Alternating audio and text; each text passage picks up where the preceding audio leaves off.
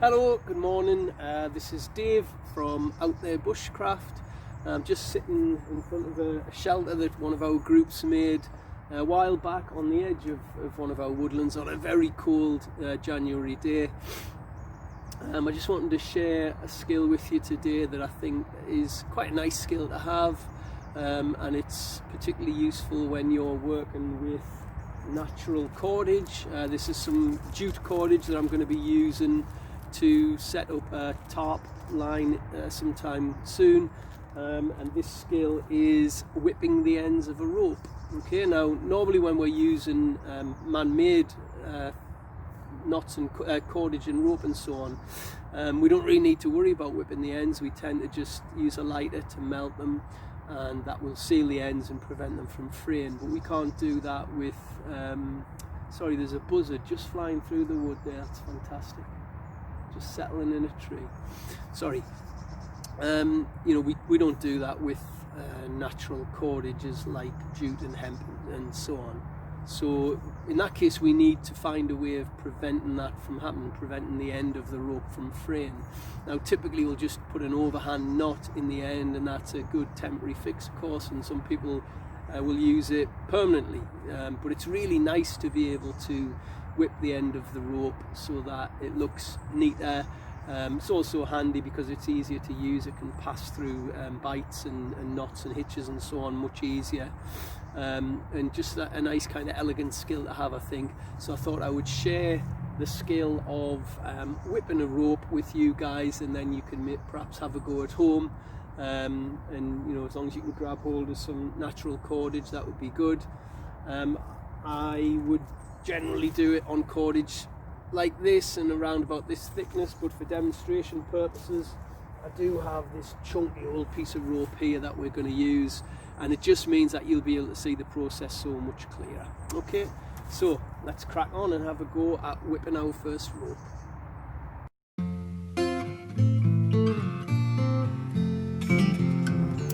Okay then, so we're going to have a go at whipping a piece of rope. There are a few items that you're going to need to do this. One, of course, is the rope, the end of which you are going to whip. So I've got that rope right here, and as I said before, using really thick stuff so it's easy for you to see the process going on. As well as having that, I'm going to need a pair of scissors potentially, but in the bushcraft world we're going to use a knife. Okay, so I've got my knife ready to go, and because I'm using a knife, I've also got my first aid kit, and whenever we go anywhere and use a knife and carry a knife, we should always carry a first aid kit.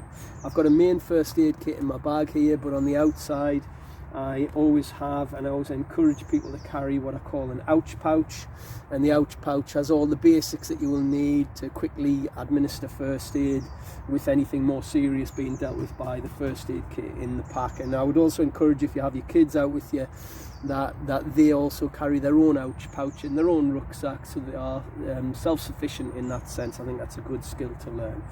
Okay, we will need some twine of some sort that's nice and thin, ready to work on the rope, and it's not a bad idea to have a broom too. Okay, so they're the basic items that we're going to need to whip this rope, so grab those. Okay then, so the first thing I've done, I've cut myself a length of the twine that I'm going to use. I'm going to then get to the end of the cordage. You can see this is already starting to fray actually where I've cut it, and so, you know, I need to bring that to a halt. So I'm actually going to start my whipping somewhere down here. Okay, first thing I need to do then is to put a bite. Now a bite is just a loop of rope like that, a loop of cordage. So I'm going to put that cordage in a bite on the rope running up the rope, and finishing beyond where I want the whipping to finish. So I'm going to anticipate that the whipping will finish about there, so I've took the loop slightly beyond that. Okay, I've left an end dangling here. I'm going to need to pull that later on, so all I need to do now is hold that in place and start winding the cordage around the piece of rope. Now the important thing to do here is to note the direction that this rope twists in. So it twists to the right, you can see, as the rope's being formed. So I'm going to go round the opposite direction, so I'm going that way because the rope twists this way. That's important because as I do that, I'm going to be able to get to the point, and you can see that there, where the two will resist each other in the way that they want to unwind, I guess. And so that will make for a tighter whipping. Now what I'm doing at the moment, I'm keeping as I wrap round, I'm keeping every turn around the main cord really tight and close together. Okay, I'm pulling all the way, and that's allowing it to bite into all of the twists of the rope as we go. So you can see I've left a little bit of a gap there, so I'm just going to push that down, keep it really tight. Now I'm aiming, as I wind this round, to make the length of the whipping about 1 to 1.5 times the thickness of the actual rope. So if I had a rope that was 1 inch thick, I'd be looking for a whipping that's between 1 inch and 1.5 inches, and that means that there will be sufficient friction that the whipping will grip the way I need it to grip. Okay, so I'm just carrying on, whipping all the way around until I reach that point. Okay, you can see now that I've got a whipping here that's about the thickness of the rope. So all I'm going to do now is take the end of that length that I've been working my way around with, pass it through the loop that we created at the start, and then all I'm going to do, if you just watch, so there it is through the loop, all I'm going to do is pull on the loop nice and tight so that it passes under the whipping that I've produced. Okay, if there's an end left here, then I can cut it off now at this point.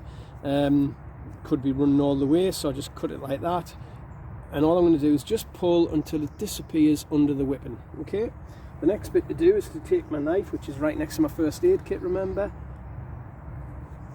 take a little cut to get rid of the excess, and there you go, I've got a piece of cordage which is whipped.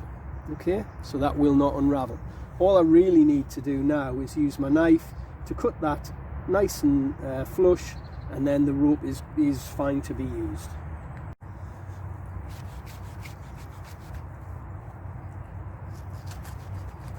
Well, it's a tough old rope, but there we go, we're just about through now. Okay, so there you go. Although this end might fray a little bit, you can see that we've got a whipping there that will hold that and prevent it from becoming anything like this end. Okay, so there we go, one whipped rope, really straightforward. I'll maybe show you on a brighter coloured piece of rope in case that hasn't picked up too well on the camera. So let's do that now, and then there's a skill acquired, and you'll be able to go out there with the ropes that are properly whipped and look like a real outdoor veteran. Okay, so we're going to use some of this yellow rope. This is actually a man-made rope, nylon, but it's been laid in the way the traditional natural rope fibres are laid. So it's useful for our purposes because you can kind of see what we're doing. There's a bit of a contrast here, and we're going to create a whipping a little bit like that on the other end. Okay, so the first thing I did then, because this end was very frayed, I cut it down to make it easier to work with, but also to remove the frayed ends initially. Okay, the next thing that I want to do is to get some twine, so I'm just going to cut a length of this twine that I've got here, and we're going to use that for the whipping. Okay, so there we go. We've got some twine to use. You can actually buy specific whipping twine if you wish, and that's available on Amazon, of course, and other places. And I'll put a link below if anybody wants to buy themselves some twine. It has to be quite strong actually, because later on you're going to pull both ends to tighten it up, and if it happens to snap at that point, you've wasted your time. So it is handy if it's quite strong, and some of the twines that you can get in garden centres perhaps isn't as strong as you might want. Okay, so as you can see, all I'm doing here is I'm taking a bite of the rope, I'm running it up the rope that I'm going to whip, taking a bite of the twine there, and I'm holding it in place. I've now got this end which is going to stand still, so it's a standing end, and this end is going to do all the moving, so that's the running end. And all I'm going to do is, at the point where I want to start, I'm just going to start wrapping. Now I'm going to wrap that way because the rope is wound that way. Okay, that bit's important. Now the problem with doing that, of course, is as you start it can get a little bit slack. So all you're going to do here, I'm just going to pinch the standing end and the loop together, and then I'm going to wind round really tight. I'm keeping it tight in every direction that I'm pulling. I'm tight and keeping it nice and tight. I'm going to do about 3 turns, and then I'm just going to stop, and then I'm going to grab the loop and just pull, and it will just tighten things up here. So I'm just going to pull a little bit like that, and then as I work I just keep it tight. I'm turning the rope all of the time just to make sure that every round that I do is buttoned up nicely against the round that I did previously. That's really important, because if you leave space for it to go slack, it most certainly will go slack. Remember, I'm going to go 1 to 1.5 times the diameter of the rope. That will be the thickness of the whipping that I'm doing, and in this case you can see I'm going a little bit further just to be certain. So we'll just take it a couple of times more round, and then I can pass the end or a loop if I want to. If you know you've got a lot spare there, I just pass the loop through like that, pull it all the way through, and then I'm just going to keep it nice and tight, in position.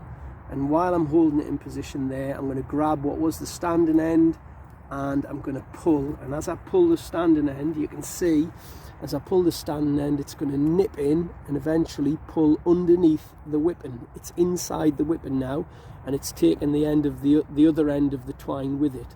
So all I do now is pull both of those tight, okay? And then the last part that I need to think about is to carefully cut those ends away. So that one's cut away, and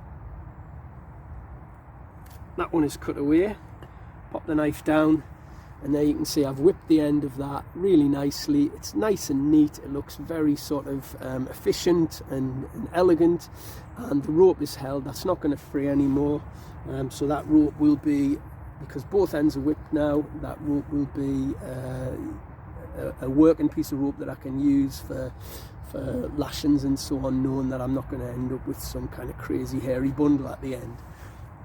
Okay, so that's how you whip a piece of cordage. Get out there and give it a go. That's what the site's all about, getting out there. I hope that's been useful. Comments below as always. Please feel free to like and subscribe, and I look forward to seeing you on our next video. Otherwise, get out there.